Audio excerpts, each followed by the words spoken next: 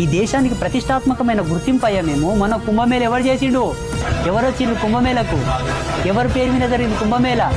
ఎన్ని కోట్ల మంది వచ్చిండ్రు? 50 కోట్ల మంది వచ్చిండ్రు. ఇక్కడ కుంభమేళ జరిగి 50 కోట్ల మంది సాధువులు వచ్చిండ్రు. ఇక్కడ గంగా నది ఉంది, యమునా నది ఉంది, సరస్వతి నది ఉంది. అంటే ఈ దేశం ఎవరిది? హిందువులది, సాధువులది. మళ్ళీ ఎవడో పిచ్చి కుక్కొచ్చి ఈ దేశం నాదంటాడు. వంద ఏమైనా జరుగుతుందిడా? ఒక మహమ్మదీయుడు, ఒక ముస్లిం తన మత విశ్వాసాన్ని వ్యక్తపరచుకోవాలంటే మక్కా పోవాలి. వాళ్ళ కేంద్రం అది, వాళ్ళ హెడ్ క్వార్టర్ అది ఏ దేశంలో ఉంది?